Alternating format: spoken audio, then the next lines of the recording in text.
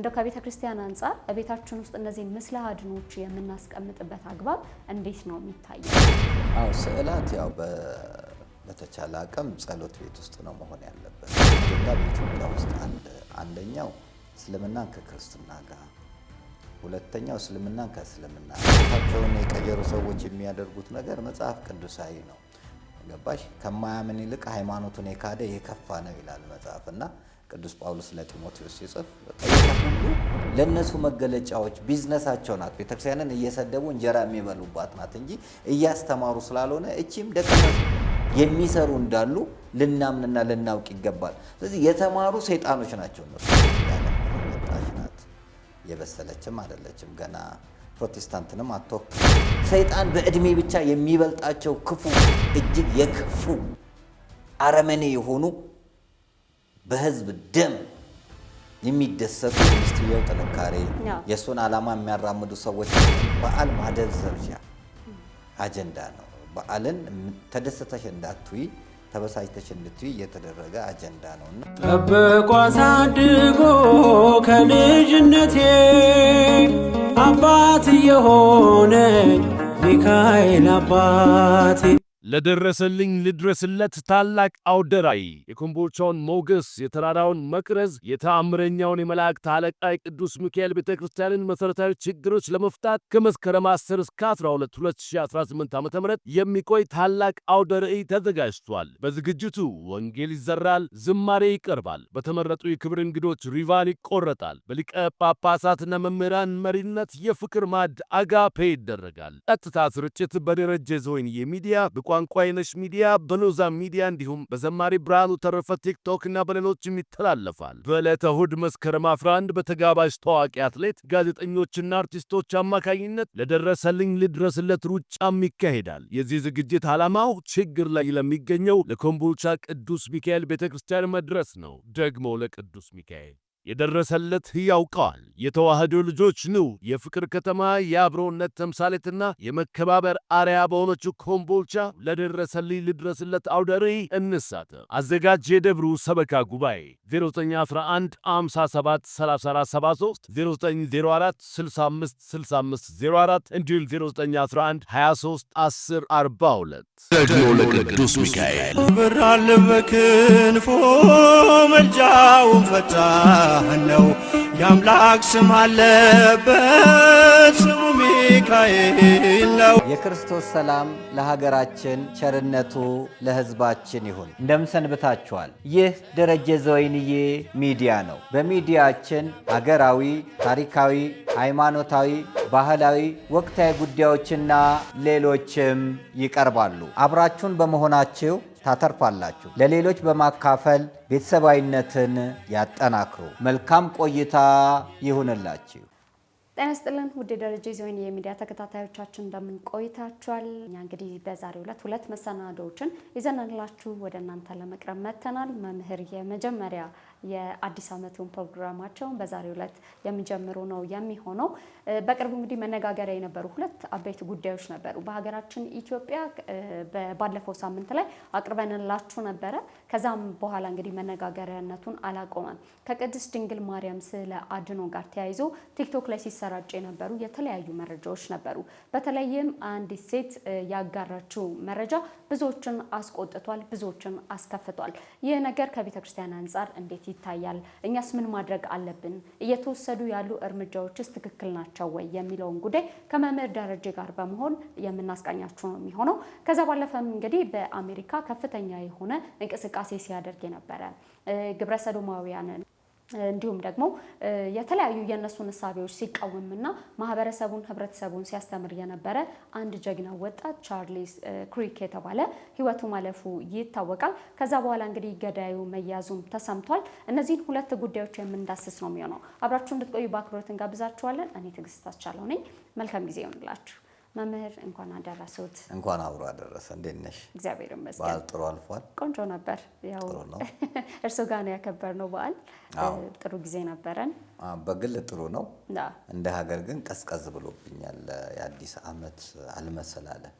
እንኳን እንግዲህ ቅዱስ ዮሐንስ የተለያየ ትርጉም ያለው ነው። ቅዱስ ዮሐንስ ይባላል። ቅዱስ ዮሐንስ የመጥምቁ መለኮት ነው። መስከረም 2 ሰማዕትነትን ስለተቀበለ ቅዱስ ዮሐንስ ይባላል። አንደኛው ዮሐንስ ወንጌላዊ ደግሞ በ4 ዓመት አንዴ ጳጉሜ ስትሆን ዘመነ ዮሐንስ ተብሎ የሚጠራው ዘመነ ማቴዎስ፣ ማርቆስ፣ ሉቃስ፣ ዮሐንስ ይባላል። አሁን ማርቆስ ነው ያለነው ያነበሳው ማለት ነው። ስለዚህ እሱ ዮሐንስ ሳይሆን ሁልጊዜ ዘመነ ዮሐንስ የሚባለው የመጥምቀ መለኮት ቅዱስ ዮሐንስ ነው። ያው እንቁጣጣሽም ይባላል። እንቁ ለጣትሽ የሚል ነው አንድም፣ እንቁጣጣሽ ብዙ ነው የሚል ነው አንድም፣ ለካም አፍሪካ ስለደረሰው እጣ እንቁ የሆነ እጣ ደረሰ ነው አንድም፣ በቸርነት ዓመትን ታቀዳጃለህ ምድረ በዳዎችም ስብን ይጠግባሉ ይላልና ቅዱስ ዳዊት። ምድረ በዳው በሙሉ በእንቁ ያቆጠቆጠ ነው ከሚል የመጣ ከንግስተ ሳባም ጋር የተያያዘ ነውና ለኢትዮጵያ የተለየ ነው። እንደኛ የወር አቆጣጠራችን የ30 30 12 እንደገና ጳጉሜ ስናይ 13 ወራት ያሉት ነውና ድሮ የሚከበረው በጣም ቀወሩ ራሱ ነሐሴ ከገባ በኋላ ከቡሄ በኋላ ያለው የአዲስ ዓመት ድባብ ነውና ትንሽ ባሁኑ ለኔ ቀዝቀዝ ብሎብኛል። በዓል አውደ ዓመት ርዕሰ አውደ ዓመት ነው በነገራችን ላይ የሚባለው ቅዱስ ዮሐንስ ርዕሰ አውደ ዓመት ነው። እንቁጣጣሽ አዲስ ዘመን ቀዘቀዘብኝ። በዛም ላይ ደግሞ ትንሽ ኑሮም ስለተወደደ ካጣሽ ምንም ነገር አያስደስተሽም። ያጡት ሰዎች በዓል መጣብኝ ነው የሚሉት እንጂ መጣልን አይሉም። ለምን ይከፋቸዋል? ትላንትን እያሰቡ የሚከፋቸው ሁኔታ ስላለ ቀዝቀዝ ብሏል። እንግዲህ ወደፊት በተሻለ መልኩ ቅዱስ ዮሐንስ ይከበራል ብዬ አስባለሁ። እኛ እንኳን በጥሩ መልኩ በሰብአዊነት ስራን በመስራት ያሳለፍነውና እግዚአብሔር ይመስገን በቸርነቱ እድሜ ሰጥቶ ከዘመን ዘመን ስላሻገረን ተመስገን እንላለንና ዘመኑን የፍቅር ያደርግልን። አሜን አሜን። ነው መምህር እንግዲህ በጌርጌሴኖን ተገኝተን ነበረ።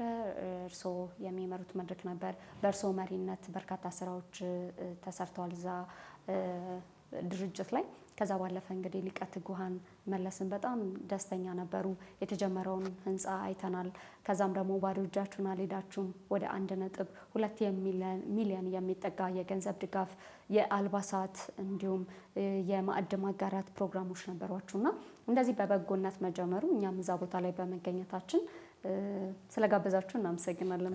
ምክንያት ነው እንግዲህ ሆኖን የውብነሽ ኪሮስና አርቲስት ኩሪባቸው ወልደ ማርያም ናቸው። በጣም ጠንካራ የሆኑ በርካታ ስራዎችን እየሰሩ በአሜሪካን ያሉ ለኛም እዛ በምንሄድበት ሰዓት ለአገልጋዩ ትልቅ ድጋፍ የሚሆኑ ናቸው። እነሱ ደግሞ የውብነሽ የእህቷ ልጆች ተመርቀው ለሱ ፕሮግራም መታ ነው ያው በጥሩ መልኩ እዛም እዚህም በዝማሬ በምናምን ነው የተከበረው። በጸሎት ነው የተከበረው። ከዛ ደግሞ የተሰጣቸውን ስጦታ ለመስጠት ብለው ነው ፕሮግራሙ ላይ እና ምሳ ለመሸፈን የተደረገው ነው። እና ኦሚ የሰጡት ስጦታና እና የውብነሽ ናቸው እንግዲህ 1.2 ሚሊዮን ብር አሰባስበው አምጥተው አልባሳትንም ያንንም ያደረገችው። እንግዲህ የውብ ብዙ ጊዜ እያለቀሰች ዋጋ እየከፈለች አሜሪካን ባለፈው ሜሪላንድ ላይ የነበረው የኢትዮጵያን ፕሮግራም ላይ ወገቧን አስራ ስትሰራ የነበረና ያን ቦታ በእንባ የገነባቸው ማለት ይቻላል። በጥቂት ዓመታት ውስጥ ህንጻው ጥሩ ደረጃ ደርሷልና በዚህ አጋጣሚ እንደዚህ አይነት በጎ ስራ የሚሰሩትን እናከብራለን፣ እናመሰግናለን። ሌሎቹም ሲመጡ እንደዚህ አይነት ቦታዎችን በተለይ ጌርጌሴኖን የሚጮህለት ያጣ ነውና እግር ለሌለው ብንሮጥ አፍ ለሌለው ብንጮህ መልካም ነውና ሲመጡ ይሄን ቦታ ሽሮ ሜዳ ቁስቋም ማርያም አጠገብ ያለውን እንዲጎበኙት ጥሪያችንን እናስተላልፋለን። በበረከት ጀምረናል። አመቱን በበረከት ያልቃል።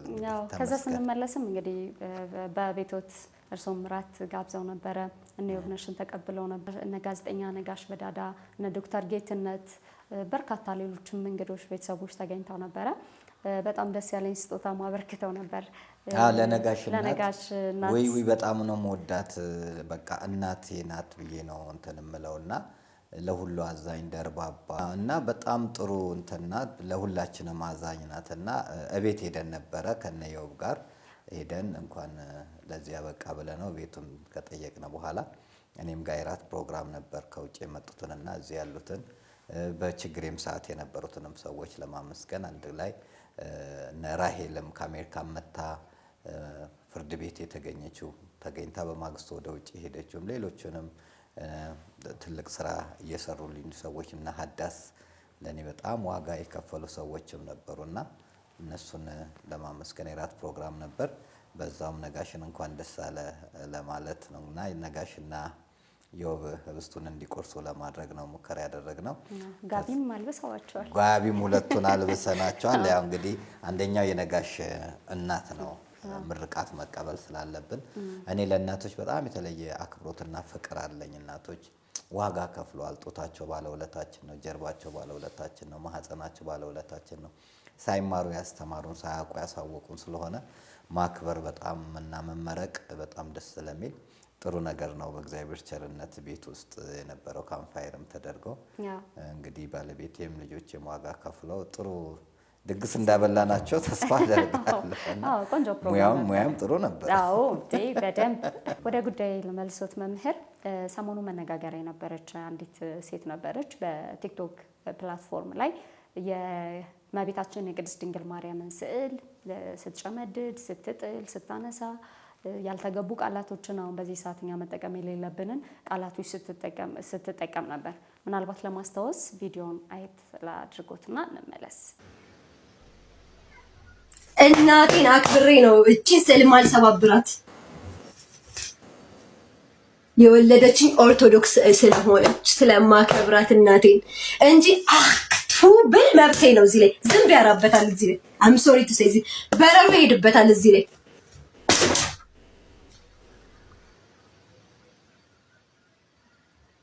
አላረግም። እናቴ እኔ የገዛሁት አለ ምስል ከፈለጋችሁ ነበር የገዛሁት ፍሬም ውስጥ አድርጌው ነበር።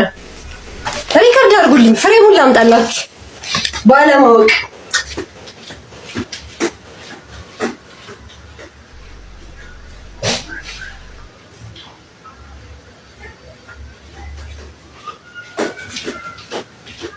ማርያምን ከኔ በላይ የሚወድ የለም። ከኔ በላይ አሁንም በጣም ነው የምወዳት። እቺ ውሸተኛው ማርያምን አይደለም። ይሄው እኔ ገዛዋቸውን እንደፈለኩ ማለት እችላለሁ። እዚህ ፍሬም ውስጥ አድርጊያት አመልካት ነበር። አያችሁ ተጨመዳጃል። ለዚህ ሰገና አሁን አቃጢ የሚለኝ አካል ካለ አቃጥለው፣ ቅደጁ የሚለኝ ካለ ቀደው ጣልኩት። ይሄ ህፃን ልጅ ነው የቀደደው። የገብርኤል ስዕል አታምልኩም። ህፃን ልጅ ነው ቤት መታ የቀደደችው። ስለ እውነት ስላችሁ ተክለ ሃይማኖት ይሰገድላችኋል። እውነት ነው። ገብርኤል ይኸው። እሺ ራሱን ከዚህ ስዕል ለምን አላዳንም? ከዚህ በኋላ ነው በጣም መነጋገሪያ መሆን የጀመረው። ሁሉም ሰው ተቀባበለው። ብዙዎች ወጣቶች በጣም በንዴት ሆነው ሀሳባቸውን ሲገልጹ ነበር። ፍትህ ልናገኝ አልቻልንም፣ እኛ ሄደን ፍትህ በራሳችን መንገድ እንወስዳለን የሚሉ በርካታ ወጣቶች ቤቷን አፈላልጋችሁ ንገሩን ተባለ። የተለያዩ ወጣቶች እንቅስቃሴ ሲያደርጉ ነበር። መኖሪያ አድራሻዋም ተገኘ። እነዚህ ወጣቶች እያሳደዷት ነበር ማለት ነው። ከዛ በኋላ እንግዲህ በወንጀል ጉዳዩ በወንጀል ያስኬዳል አያስኬድም የሚለውንም ጥያቄ ስንጠይቅ ነበረ። የባለፈው ፕሮግራማችን ላይ አንስተነው ነበረ። ጠበቃ ሰብለ ትባላለች። በወንጀል ያስጠይቃል በእርግጥም ስትል እሷም ሀሳቧን ሰጥታ ነበር። ልጅቷ ከዛ በኋላ አካባቢዋን ለቃ ወደ ሻሸመኔ ትሄዳለች። ነገር ግን እናቷ ቤት ደግሞ በርካታ ወጣቶች እየሄዱ ሲጠይቁ ነበር ስለ ጉዳዩ። ተከታትለውታል? እንዴት አይተናመር? ተከታትየዋለሁ። ምንድነው የመጀመሪያ ልጅቷ ላይ ስንሄድ ልጅቷ አጀንዳ ለመሆን የመጣች ናት። የበሰለችም አይደለችም። ገና ፕሮቴስታንትንም አትወክልም። በነገራችን ላይ ይቀጥላል። ከዚህ በኋላ ብዙ የሚቀጥሉ ነገሮች አሉ። ሆን ተብሎ ግጭቶችን ለመቀስቀስ፣ ሃይማኖትን ከሃይማኖት ጋር ለመቀስቀስ የሚደረጉ አጀንዳዎች እንዳሉ እኮ በተደጋጋሚ ተናግረናል። እንደው ማስተዋል ካልነሳን በስተቀር 3 አጀንዳ በኢትዮጵያ ውስጥ አለ። አንደኛው እስልምናን ከክርስትና ጋር፣ ሁለተኛው እስልምናን ከእስልምና ጋር፣ ሶስተኛው ክርስትናን ከክርስትና ጋር የማጋጨት አጀንዳዎች አሉ።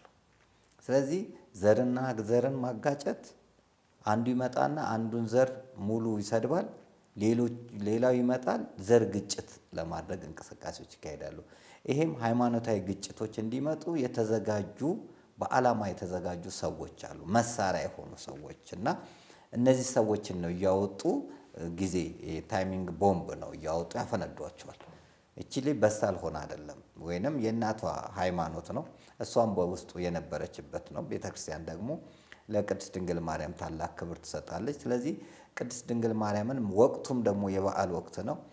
ኦርቶዶክሳውያንን ለማበሳጨት ለማናደድ ወይንም ሌላ ድርጊት አድርጎ በልጅቷ ላይ ሕይወት ላይ ልጅቷ ላይ አንድ እርምጃ ተወስዶ ግጭቶቹን ለማስፋፋት የተደረገን በዓል ማደብዘዣ አጀንዳ ነው። በዓልን ተደስተሽ እንዳትይ ተበሳጭተሽ እንድትይ የተደረገ አጀንዳ ነው እና መሳሪያ የሆነች ልጅ ናት ልጅቷ። ጸያፍ የሆነ ስራ ነው የሰራችው፣ ስድ ስለሆነች ነው።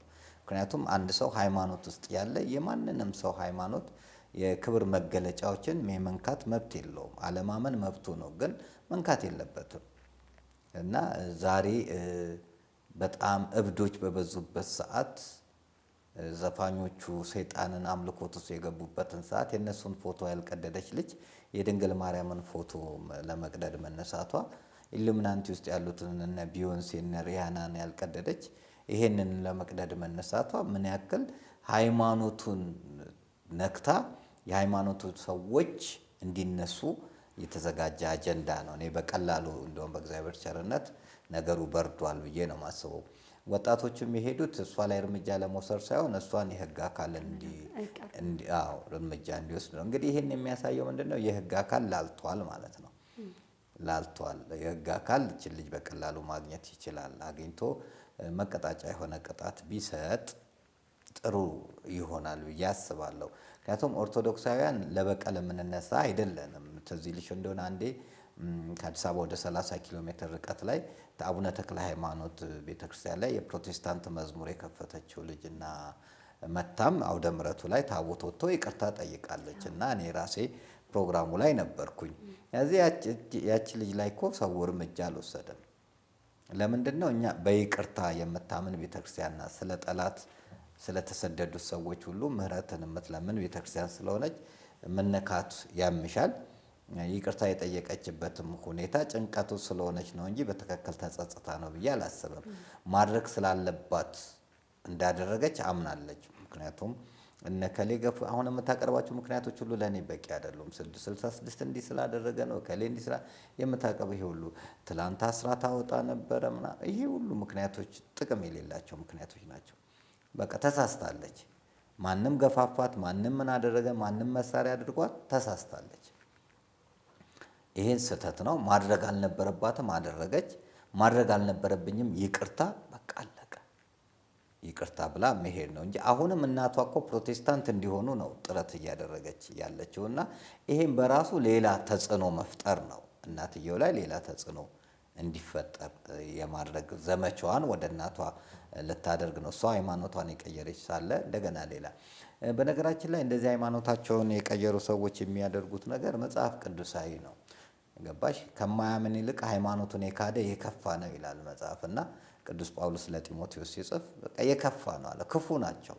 እዚህ ቤተክርስቲያንን በመስደብ በማዋረድ ራሳቸው የሚዋረዱ ያዋረዱ መስሏቸው የሚዋረዱ ናቸው እንጂ ምንም ለውጥ አየነው እኮ። ትዝታው ቻሌንጅ ብሎ ጳጉሜን አስነሳለሁ ሲል ጳጉሜ ኢንተርናሽናል እውቅና እንድታገኝ ያደረገው እና የሚያደርጉት ሙከራዎች ሁሉ ለነሱ መገለጫዎች ቢዝነሳቸው ናት። ቤተክርስቲያንን እየሰደቡ እንጀራ የሚበሉባት ናት እንጂ እያስተማሩ ስላልሆነ እቺም ደቀ መዝሙር ናት። አዘጋጅተዋት ነው የላኳትና እንዲህ አይነት ድርጊቶች ጥሩ አይደሉም። በተለይ በዚህ ላይ ከፍተኛ ትኩረት መንግስት ቢያደርግበት፣ ደም ሳይፋሰስ አንዳንድ አላስፈላጊ ነገሮች ሳይከሰቱ መቆጣጠር። በህግ ደረጃ እኮ ወንጀል መከላከል የሚባል አለ። ወንጀል እንዳይሰራ ቀድመሽ ነው መከላከል ያለብሽ እና እንዲህ አይነት ድርጊቶች አግባብነት የሌላቸው ናቸውና የትኛውንም ሃይማኖት መንካት የለብሽም ወይንም የትኛውንም የሃይማኖት መገለጫ ማብጠልጠል የለብሽም። አሁን ለምሳሌ አይሁዳውያን ኪባ አለ። ኪባውን እኔ አንስቼ ባቃጠለው አግባብነት የለውም። ወይንም ሙስሊሞች የሚያደርጉት ቆብ አለ። ያንን አንስቼ ማቃጠል የለብኝም። ለምን? በቃ እነሱ መብታቸው ነው። በዛ መልኩ የመሄድ መብታቸው ነው። እኛ የራሳችንን ድርሻ ይዘን መሄድ ነው ያለብንና ከኦርቶዶክስ የወጡ ናቸው። ብዙ አይተሽ ከሆነ ኦርቶዶክስን ላይ ዘለፋ ነቀፋ የሚያመጡት ኦርቶዶክስ የወጡ ናቸው። ፕሮቴስታንቶችን አይወክሉም። እዚህ ውክልና አላቸው ማለት አይደለም። ይህንን ደግሞ ፕሮቴስታንቶችም ድርጅት እንደ ተቋም መንቃት አለበት። ሆን ብለው ፕሮቴስታንት ከኦርቶዶክስ ጋር ያለውን ግንኙነትን ለማሻከር የሚሰራ የሰይጣናዊ አሰራር ስለሆነ እንዲህ አይነት ነገርን ብለው ማውገዝ መቻል አለባቸው። ከኛ በላይ እነሱ ናቸው መጠበቅ ያለባቸው። ሲያደርጉም ነበረ። የተወሰኑ ቪዲዮዎችን እያየን ነበረ። እኛ ፕሮቴስታንቶች ነን፣ ነገር ግን ልጅቷ ያደረገችውን ነገር በፍጹም አንደግፍም፣ እንቃወማለን የሚሉ ሀሳባቸውን ሰጥተው ነበረ። ባለፈውን በፕሮግራማችን ላይ አሳይተናቸዋል፣ በአርቡ ፕሮግራማችን ላይ። ዶክተር ሮዳስ ላይ የሚተቹ ሲነሱ ከፕሮቴስታንቶች ደግሞ ዶክተር ሮዳስ ያደረገውን በጎ ስራ ሲመሰክሩ የነበሩ አሉ።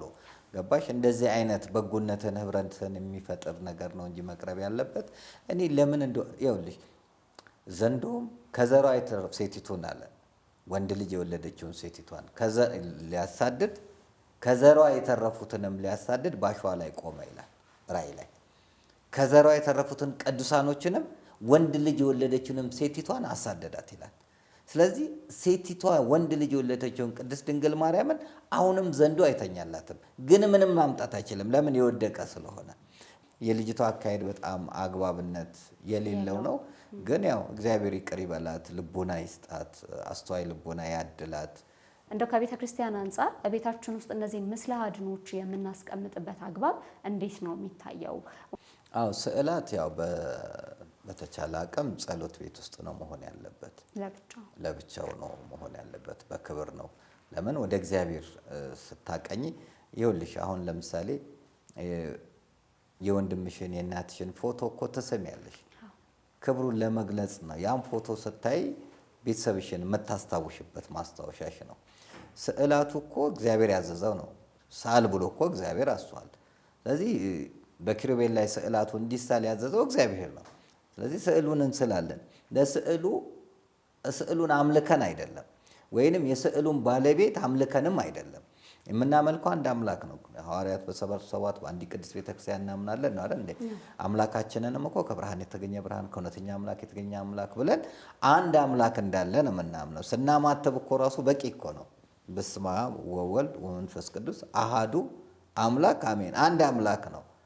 ስለዚህ ምንም ስብከት አያስፈልገንም። በማማተባችን ብቻ አንድ አምላክ የምናምን ሰዎች ነን። በአካል በስም በግብር ሶስት ሲሆን በመለኮት በአገዛዝ በስልጣን በህልውና አንድ አምላክ ብለን የምናምን ነን እና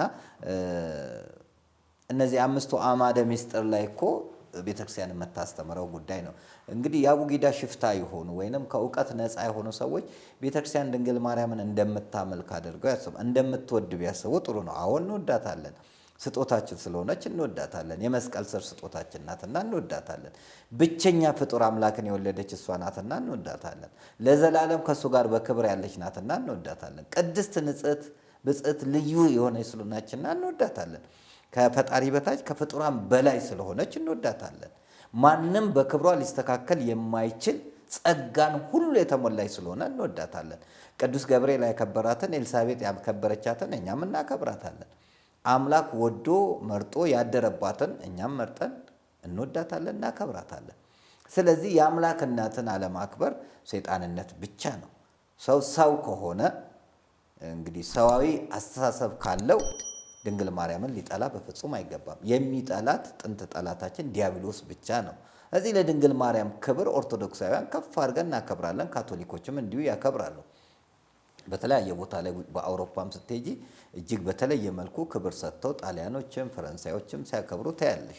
እኛም ኦርቶዶክሳውያን ደግሞ ቀድሞውንም የመጀመሪያው ቤተክርስቲያን የተሰራው ርዕሰ አድባራት ወገዳማት አክሱም ጽዮን ማርያም ነው። እዚህ በእመቤታችን ብዙ ነገር ስላለ የእናት ልመና ፊት አያስመልስ አንገት አያስቀልስ ሲሆን በውድ ካልሆነ በግድ ነውና ለድንግል ማርያም የተለየ ክብር አለን። ለኢየሱስ ክርስቶስ ከድንግል ማርያም በልጦ የሚቀርብ ምንም ነገር የለም። የድንግልና ወተቷን የጠባ ከስጋዋ ስጋ ከነፍሷ ነፍስ የነሳ ነውና የወጉት ሁሉ ያዩታል። ሲመጣ እኮ ስጋ ማርያምን ለብሶ ነው የሚመጣው። ስለዚህ እኛ ለድንግል ማርያም ያለን ክብር እጅግ የተለየ ነው። አዎ እንወዳታለን። አዎ ከፍ ከፍ እናደርጋታለን። ያ ማለት እናመልካታለን ማለት አይደለም። የምናመልከው በቀራንዮ አደባባይ አንዱ ስለ ሁሉ የሞተውን ነው። በቅዳሴያችንም ላይ እኮ እንናገራለን። ወዮ የማይሞተው ሞተ፣ ሞት ይሽር ዘንድ ሞተ። አዳምን የፈጠሩ ልጆች ወዮ በመስቀል ቅንዋት ተቸነከሩ። በገነት የተመላለሱ እግሮች ወዮ በመስቀል ቅንዋት ተቸነከሩ። የምትወዱስ አልቅሱለት እያለ ዮሐንስ አፈወርቅ ይናገራል። ስለዚህ የተቤዘንና ከሲኦል ወደ ገነት፣ ከጨለማ ወደ ብርሃን፣ ከሞት ወደ ሕይወት እንድንሻገር ያደረገው የድንግል ማርያም ልጅ መድኃኔዓለም ኢየሱስ ክርስቶስ አማኑኤል መድኃኔዓለም መሆኑን እንመሰክራለን። እሺ መምህር፣ ወደ ሁለተኛው ጉዳይ ልውሰዱት። ምናልባት ግን ከዚህ በፊት ማለት የምፈልገው ነገር እንደ አንድ ምዕመን ስሜት ይጎዳል፣ ስንሰማውም ስናየው ያሳምመናል። የሚጠበቅብን ነገር ምንድን ነው? ምን እናድርግ? ያው መጮህ ነው። በጊዜውም ያለ ጊዜውም መጮህ ነው። ሰማይ ስሚ ምድር አድምጭ እያልሽ መጮህ ነው። ስለ ተዋህዶ መቼም ዝም ልትይ አይገባም። ትጮህ ያለሽ እግዚአብሔር ራሱ እስኪፈርድ ድረስ የእግዚአብሔርን ጊዜ መጠበቅ ያስፈልጋል። ስለዚህ ትላንት የነበረችውን ኦርቶዶክስን ዛሬ ለማንቋሸሽና ለመጥላት ከመሮጥ ይልቅ ትላንትነቷን አክብሮ አለማመን መብቱ ነው። በራሱ መስመር መሄድ ይችላል እና ኦርቶዶክስን መንቀፍ ለእኔ ሴጣናዊነት ነው። ሴጣን ደግሞ በመስቀሉ ተቀጥቅጦ የሚወድቅ ነው። እሺ፣ አመሰግናለሁ መምህር። ቤተሰቦቻችን ከዚህ በቂ መልእክት ይዘዋል፣ የሚጠቅማቸውን ነገር አግኝተዋል ብዬ አስባለሁ። በሌላ በኩል እንግዲህ ሰሞኑን በጣም ዓለምን ሲያነጋግር የነበረው ጉዳይ የቻርሊ ክሪክ ጉዳይ ነበረ። ሕይወቱ አልፏል። እርሶም ሀሳቡን ጥሩ ሀሳብ እንዳለው ሲናገሩለት ሰምቻለሁ ከዚህ በፊት እና ይህ ግለሰብ እንግዲህ በአሜሪካ ነው የተወለደው በ1993 ዓመተ ምህረት ከዛም በጣም አክቲቭ እና ጎበዝ ተማሪ እንደሆነ የሚነገርለታል። ነገር ግን የኮሌጅ የዲግሪ ትምህርቱን ሳያጠናቅቅ ነው እንግዲህ ወደ ራሱ የተለያዩ የፖድካስት ስራዎች የራሱ ቻርሊ ክሪክ የተሰኘ ሾው ነበረው። 2 ልጆች አሉት።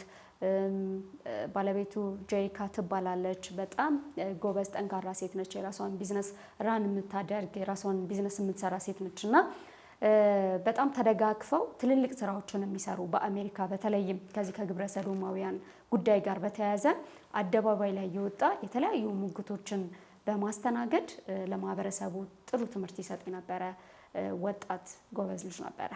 በጣም ነው ያዘንኩት። ምክንያቱም የሚቃወማቸው ነገሮችን እኔ የምቃወማቸው ነገሮች ናቸው። አሁን ትራንስጀንደርን ይቃወማል፣ እኛ የምንቃወመው ጉዳይ ነው። ውርጃን ይቃወማል፣ እኛ የምንቃወመው ጉዳይ ነው እና እነዚህ ነገሮችን ከፖለቲካ ውጭ ያሉትን ነገሮችን በማራመድ ቅስቀሳ እያደረገ መቃወም ብቻ ሳይሆን በዛ ስህተት መስመር ውስጥ ያሉ ሰዎች ከዛ ስህተት መስመር እንዲወጡ በማድረግ ወጣቶች ላይ እየሰራ ያለውን ስራ ለማደናቀፍ የሄዱበት መንገድ በጣም የሚያሳዝን ነው። እንግዲህ ክፉ ሰው መቼም ቢሆን አይተኛም። እነዚህ የሴጣን ማህበርተኞች ሴክሬት ሶሳይቲ ተብሎ የሚጠሩት እንደዚህ አይነት የሚያራምዱትን ሰዎችን በመግደል ሌሎች እንዳይናገሩ ማፈን ነው። እንግዲህ ለትራምፕም እኮ ማስጠንቀቂያ ነው። እሱን እንደገደል ነው አንተንም መግደል እንችላለን ነው። ስለዚህ ይሄ ሰው በጣም አላሚ የሆነ ሰው ተኩሶ የገደለው ሰው በደንብ ተጠንቶበት የተሰራ ስራ ነው። ቀድሞ ያዘጋጁት ነገሮች አሉ። አንዳንድ ጊዜ ለማደናገሪያ ሁሉ ሚዲያውን ሊቆጣጠሩት የሚችሉበት የራሳቸውም የሆነ ሚዲያ አክሰሱ ስላላቸው ለማደናገር የሚቀርቡበት ሁኔታዎች አሉ። በነገራችን ላይ እነዚህ የወርልድ ሴክሬት ሶሳይቲ ሰዎች በደንብ እየተረዳ ነው አልመሰለኝም። ኢሉሚናንቲዎች እነሱ ናቸው። ግብረ ሰዶም እነሱ ናቸው። 666 እነሱ ናቸው። ሌዝቢያን እነሱ ናቸው። ፌሚኒስት እነሱ ናቸው። በጣም እነዚህ ውስጥ ማዕቀፉ ትልቁ ማዕቀፍ ወርልድ ሴክሬት ሶሳይቲ የሚባለው ነው። ዋን አይ ብሎ የተነሳው ነው። ገባሽ? ስለዚህ አሁን አንድ ትልቅ ማህበር አለ። ለምሳሌ ማህበረ ወይንያ አቡነ ተክለ ሃይማኖት የኛም ማህበር አሁን ወደ 31 ዓመት የሆነው ማህበር አለ። በስሩ ንዑሳን ክፍሎች አሉ። የገዳም ጉዞ ክፍል፣ ጥናትና ዶክመንቴሽን ክፍል፣ የህዝብ ግንኙነት ክፍል፣ የመዝሙር ክፍል እየተባለ ክፍል አለው። ማህበሩ ግን አንድ ነው። ይሄም እንደዛ ነው። ባፎሜት በዩ ኢሉሚናንቲ በዩ እነዚህ ሁሉ የሄዱት የሱ ናቸው። የሱን ስራ የሚያራምዱ አንዳንዶቹ ከአንዱ ጋር ሁሉ ላይተዋወቅ ይችላል። ለምሳሌ ደህንነት አሰራር ውስጥ ስትሄጂ በአንድ ሰው ላይ ደህንነት ይመደባል። የተመደበው ደህንነት ላይ ደግሞ ሌላ ደህንነት ይመደባል። ደህንነቱ በአግባቡ ሰርቷል ወይ የሚለውን የሚቆጣጠር ሌላ ደህንነት አለ። ሁለቱ ደህንነቶች አይተዋወቁም። ስለዚህ እዚህም ላይ 666 እቃወማለሁ ይላል፣ ግን እሱ የዛው አባል ነው። ገብቶሻል? አሁን ግብረ ሰዶማውያን እኔ 666 እቃወማለሁ ይላል። ግብረ ሰዶም ራሱ የ666 አንዱ ቅርንጫፍ ነው።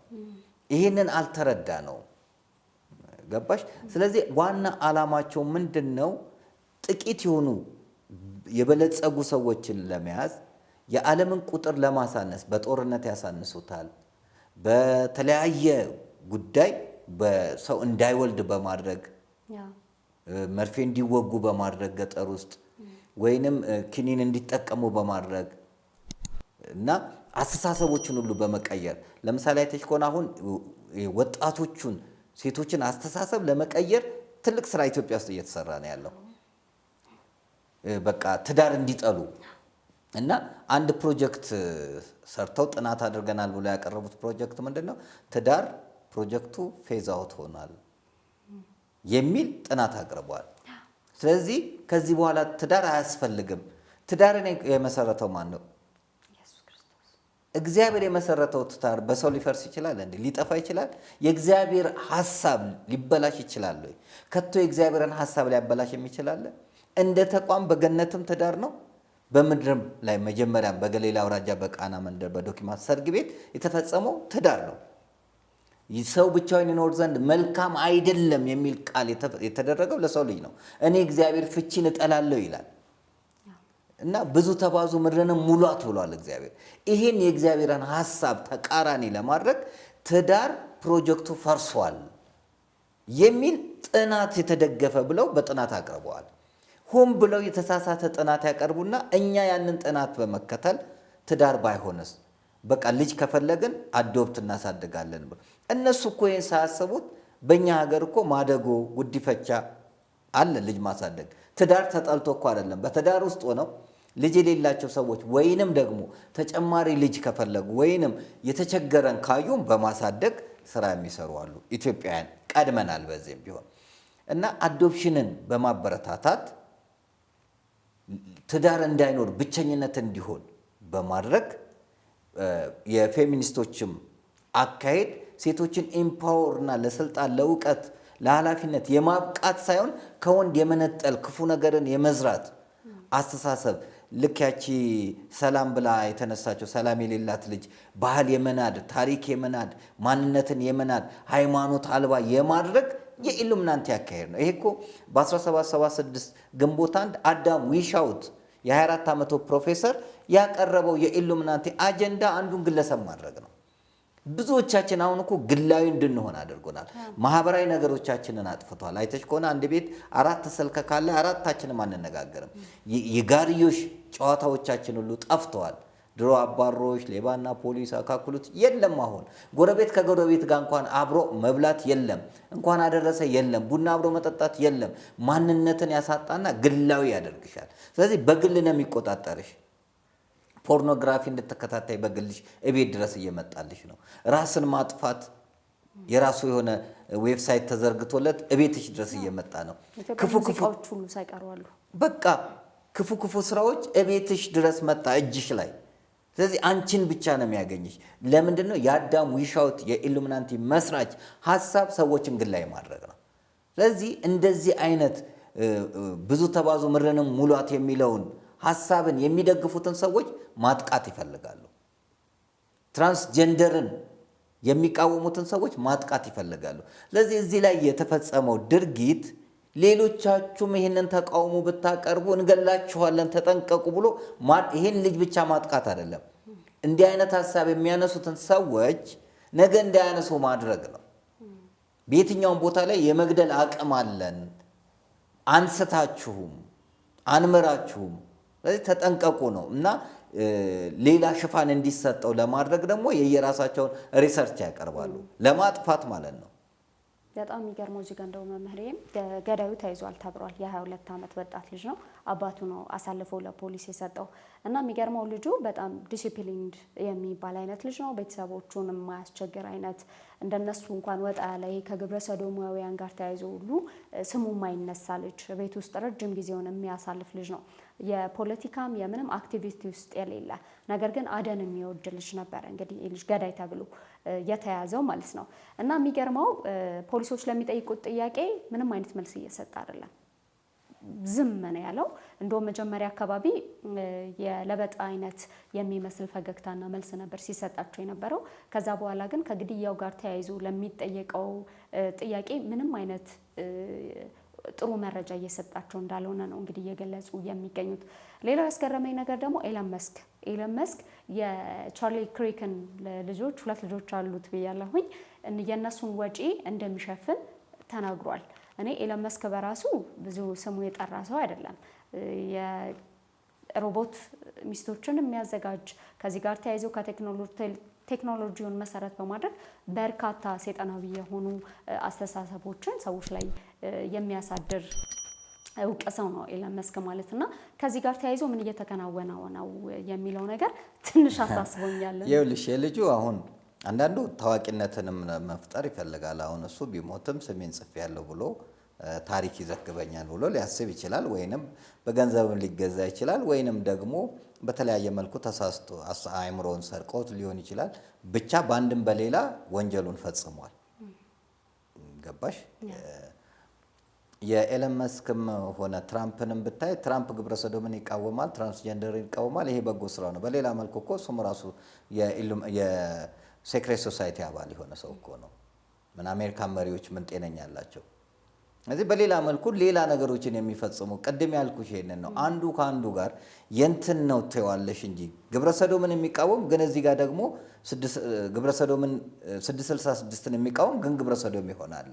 ሁሉም የአንድ ማዕቀፍ ውስጥ ያሉ ሰዎች ናቸው።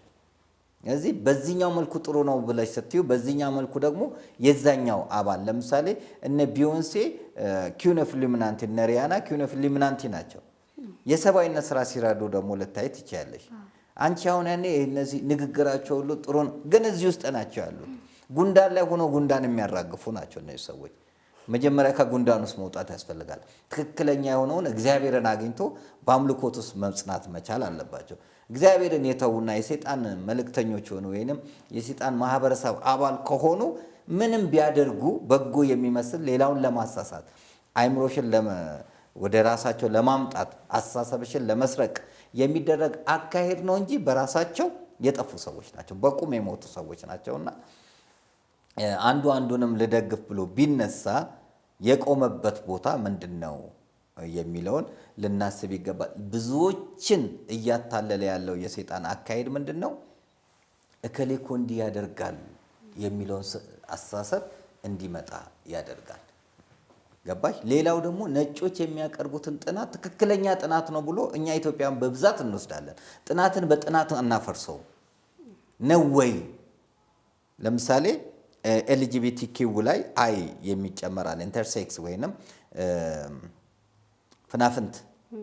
አሁን በእነሱ ጥናት ፍናፍንትነት ግብረሰዶማዊነት ነው። በእኔ ጥናት ደግሞ ፍናፍንትነት ግብረሰዶማዊነት አይደለም። ለምን?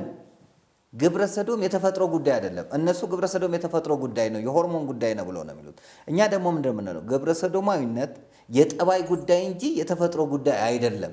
እግዚአብሔር ፈጥሮ ግብረሰዶም አድርጎ አይፈጥርም። ፈጽሞ ይገደሉ ደማቸውን በላያቸው ላይ ይሁን እያለ እግዚአብሔር ለማይረባ አእምሮ አሳልፎ ሰጣቸው እያለ የፈጠራቸውን እንደዛ የሚያደርግ አምላክ አይደለም።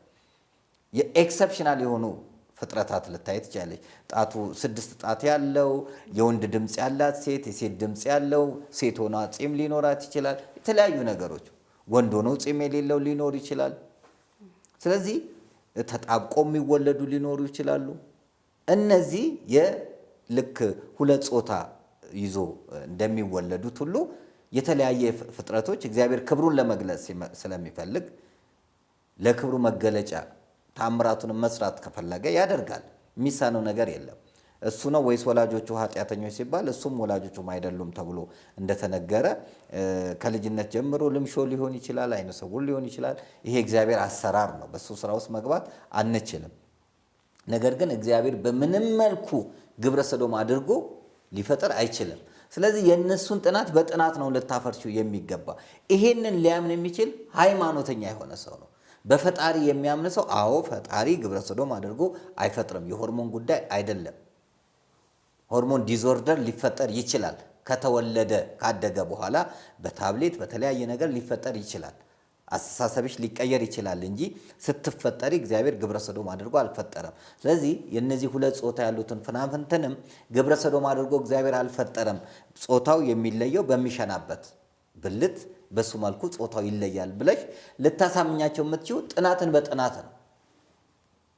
እነሱ ያሉትን ሁሉ አሜን ብለን የምንቀበል ከሆነ አካሄዳችን መስመር ይስታል።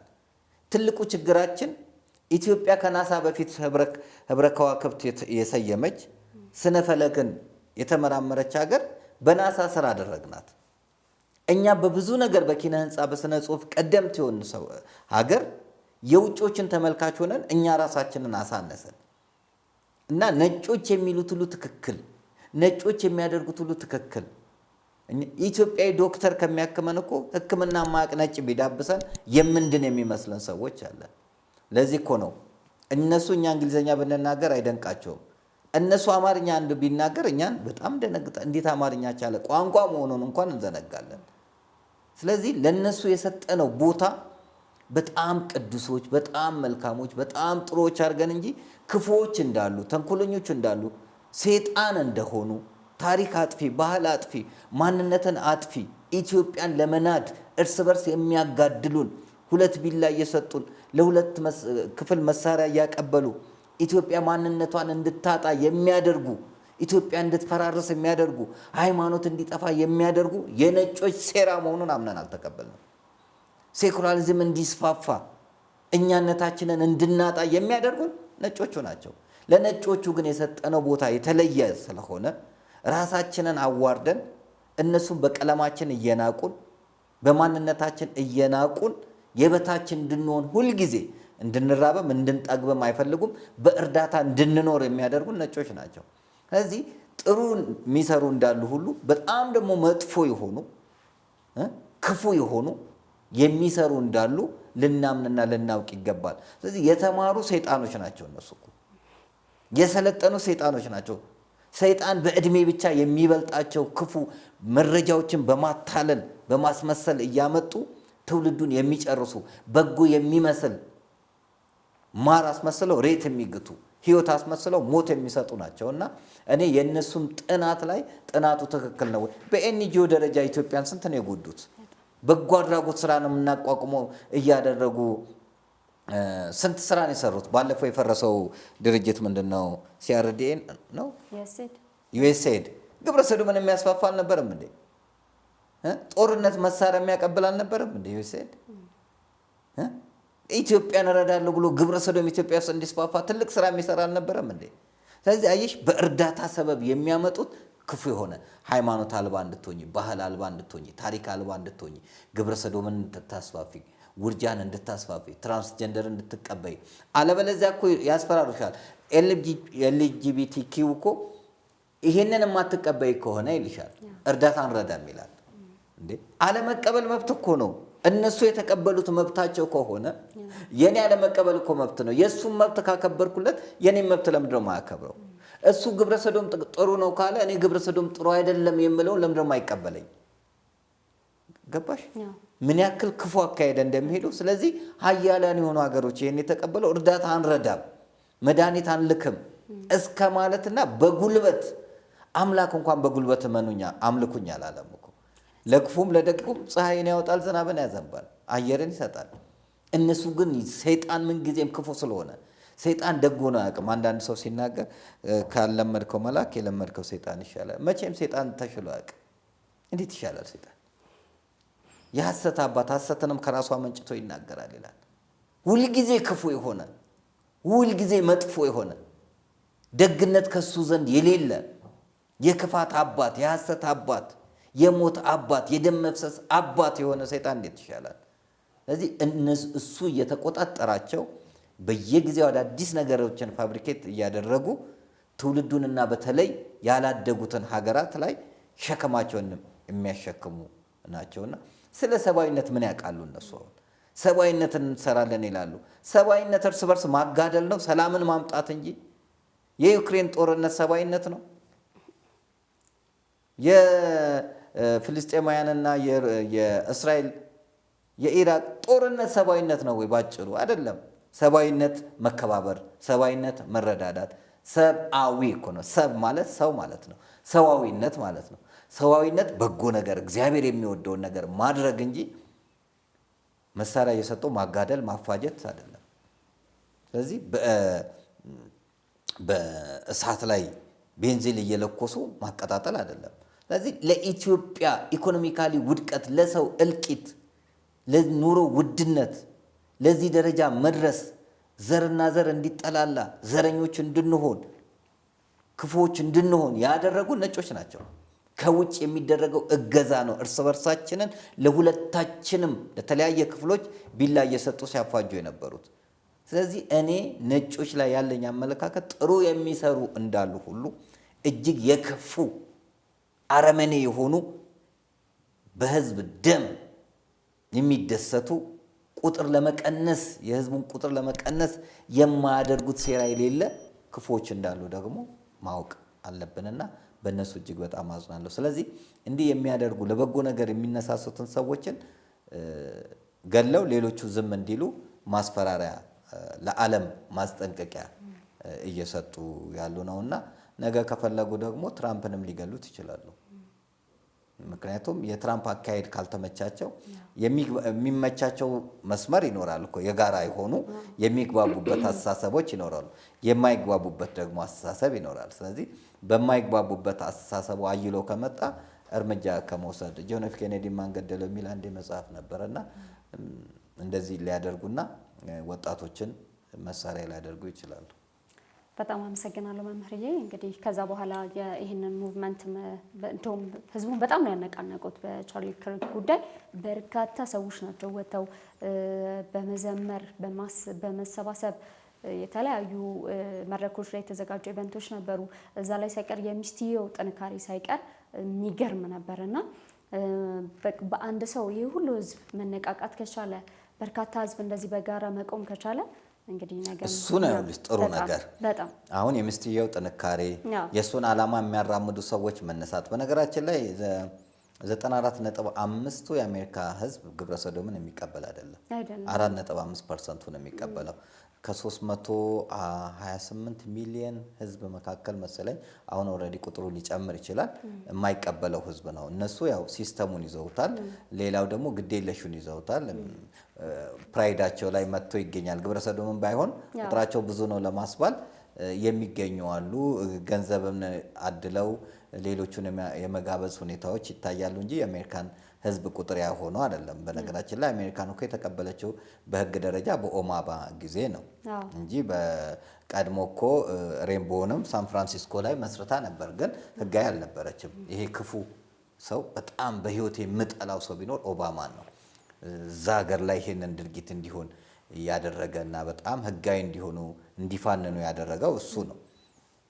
ከዛ ያው ደግሞ ተከተለ ሌላኛው። አሁን ደግሞ ትራምፕ ጥሩ የሆነ ስራዎችን የሰራውና አስደንግጧቸዋል። እነሱም ብቻ ሳይሆን የግብረ ሰዶም አስተሳሰብ ያላቸውንም ኢትዮጵያ ውስጥ ያሉትንም አስደንግጧል። ለዛ ነው እኛም ደስ ያለን። ኢትዮጵያ ውስጥም የትራምፕ አለመቀበል ብዙዎቹን አንገታቸውን ያስደፋቸው አሉና መቼም ቢሆን እኛ ግብረ ሰዶምን የምንቀበል እኛ ኢትዮጵያውያን ኩሮዎች ነን። ስለዚህ አሳልፈን ራሳችንን ለግብረ ሰዶም የምንሰጥ አይደለንም። የራሳችን ባህል፣ ታሪክ፣ ማንነት ያለን ስለሆነ ስብዕናችንን አሳልፈን ለዚህ ክፉ ነገር ልንሰጥ የሚገባ ሰዎች አይደለንምና የሴትዮዋም እንቅስቃሴ የሰውም እንቅስቃሴ ብዙ ሌላ ሰዎች ሌላ ጀግና እንዲወለድ ያደርጋል። ይሄ ጥሩ ጎኑ ነው። ለሌሎቹም ልክ እነሱ ተጠንቀቁ እንዳሉ ሁሉ ተቃውሞ እንዳለም ተጠንቀቁን ያስተምራልና ይሄ ሊበረታታ ነው። በዚህ መልኩ የተሳተፉት ሊመሰገኑ ይገባል። አሁንም መቼም ቢሆን ግብረ ሰዶማዊ ትራንስጀንደር ውርጃን እንቃወማለን። በዚህ እንዘጋዋለን። መምህር እንደ አንድ ሴት ግን በጣም ኮርቼባታለሁ። ሀዘኗን የገለጸችበት መንገድ እኔ አለሁኝ ሚሊየን ቻርልስ ክሪኮች ደግሞ አሉ የሚል ሀሳብ ነበር ስትሰጥ የነበረውና ሙቭመንቱ መቼም ቢሆን አይቆምም የሚል ነው። እኛ ሰዎች ነን፣ ልናልፍ እንችላለን። ግን የያዝነው በጎ ዓላማ ደግሞ እንዳያልፍ እንደ ማህበረሰብ የምንቆም እንደ ቤተሰብ ሀሳቡን የምናስቀጥል አቅም ያለን ሰዎች እንድንሆን ከነሱ በጣም ነው ተምሬያለሁ። ቤተሰቦቻችን ደግሞ እናንተስ ይህንን ጉዳይ ስትመለከቱ ምን ተሰማችሁ? ምንስ ጥያቄዎች አላችሁ? የሚለውን ደግሞ ኮሜንት ላይ ልታሰፍሩልን ትችላላችሁ። ዛሬ የነበረን ፕሮግራም ይህንን ይመስል ነበር። ስለተከታተላችሁን እጅግ አድርገን እናመሰግናችኋለን። ቀጣይ በሌላ ሀሳብ በሌላ ፕሮግራም እንዲሁ የምንመለስ ይሆናል። ዝግጅታችንን በዚሁ እናበቃለን። ቸር እንቆይ። ጠብቆ አሳድጎ ከልጅነቴ አባትዬ የሆነኝ ሚካኤል አባቴ ለደረሰልኝ ልድረስለት ታላቅ አውደ ራእይ የኮምቦልቻውን ሞገስ የተራራውን መቅረዝ የተአምረኛውን የመላእክት አለቃ የቅዱስ ሚካኤል ቤተ ክርስቲያንን መሠረታዊ ችግሮች ለመፍታት ከመስከረም 10 እስከ 12 2018 ዓ.ም የሚቆይ ታላቅ አውደ ራእይ ተዘጋጅቷል። በዝግጅቱ ወንጌል ይዘራል፣ ዝማሬ ይቀርባል፣ በተመረጡ የክብር እንግዶች ሪቫን ይቆረጣል፣ በሊቀ ጳጳሳትና መምህራን መሪነት የፍቅር ማዕድ አጋፔ ይደረጋል። ቀጥታ ስርጭት በደረጀ ዘወይንዬ ሚዲያ ቋንቋ አይነሽ ሚዲያ በሎዛ ሚዲያ እንዲሁም በዘማሪ ብርሃኑ ተረፈ ቲክቶክ እና በሌሎችም ይተላለፋል። በዕለተ እሁድ መስከረም 11 በተጋባዥ ታዋቂ አትሌት ጋዜጠኞችና አርቲስቶች አማካኝነት ለደረሰልኝ ልድረስለት ሩጫም ይካሄዳል። የዚህ ዝግጅት ዓላማው ችግር ላይ ለሚገኘው ለኮምቦልቻ ቅዱስ ሚካኤል ቤተክርስቲያን መድረስ ነው። ደግሞ ለቅዱስ ሚካኤል የደረሰለት ያውቀዋል። የተዋህዶ ልጆች ኑ የፍቅር ከተማ የአብሮነት ተምሳሌትና የመከባበር አርያ በሆነችው ኮምቦልቻ ለደረሰልኝ ልድረስለት አውደ ርዕይ እንሳተፍ። አዘጋጅ የደብሩ ሰበካ ጉባኤ 0911 57 34 73 0904 65 65 04 እንዲሁም 0911 23 10 42 ደግሞ ለቅዱስ ሚካኤል ብራል በክንፎ መልጃውን ፈጣን ነው የአምላክ ስም አለበት። እኛ በትላንትናና በነገ መካከል ያለን ዛሬ ነን። ዛሬ ላይ ሆነን ነገን በበጎ ነገር እንገንባ። ነገ አዲስ ቀን ነው፣ ቀኑም ደግሞ ደስ ይላል። ደረጀ ዘወይንዬ ሚዲያ ኢትዮጵያዊ ማንነት